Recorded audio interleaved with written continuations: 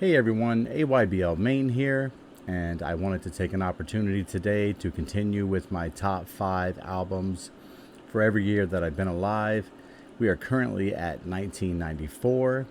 That's halfway through my life, and it was a really tough year to do. Had to narrow it down to 5 albums, and that was really tough, guys. I gotta tell you, I left off some seriously good albums for this year, so bear with me.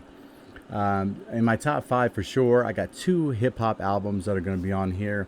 The first is Nas's Illmatic, an album that I really didn't appreciate at the time.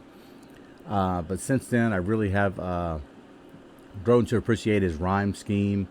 The sampling is really good on it.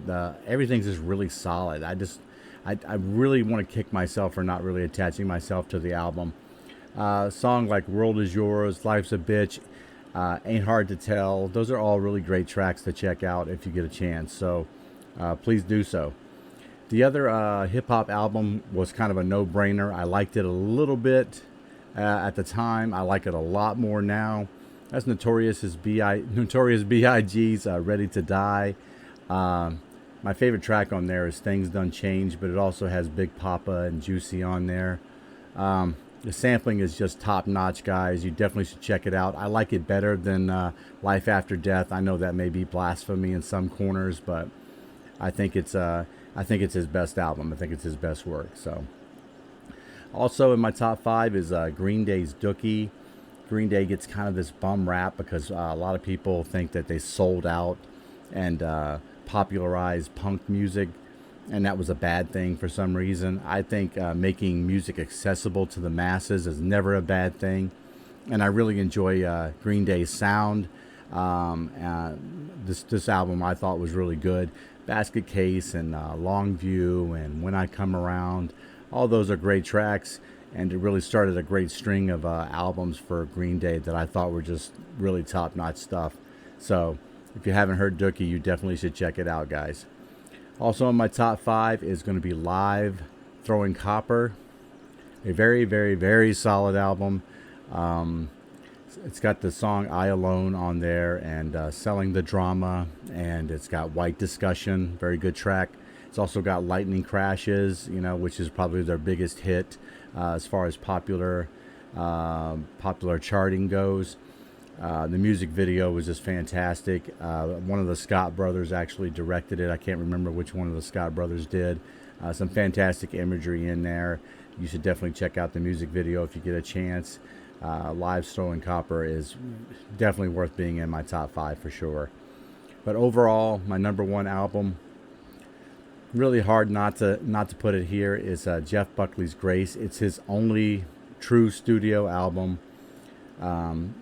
Obviously, the title track is a very popular one.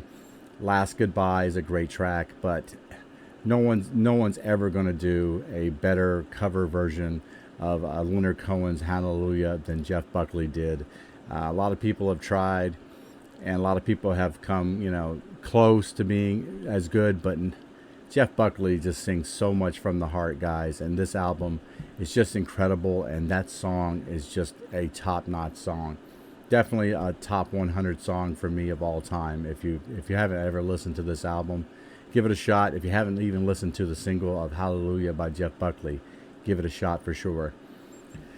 The album that everybody said I would love, but I actually didn't. I think maybe this one was an unfortunate event because I actually listened to Manic Street Preachers' Everything Must Go before I listened to this album. And maybe that jaded me a little bit. But when I listened to Manic Street Preachers' Holy Bible, it didn't really resonate with me very well. It had a little bit more proto-punk, glam rock, goth rock feel to it than Everything Must Go, which Everything Must Go had this Britpop sound to it that seemed much more accessible to me at the time. It could have been just the timing of it all. I think if I'd actually ran Manic Street Preachers' catalog in order, it probably would have been a better thing.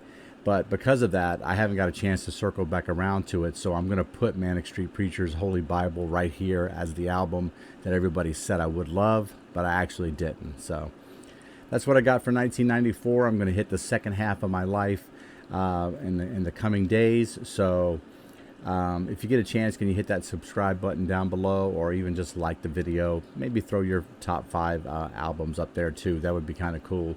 Until then, I'll catch you guys later.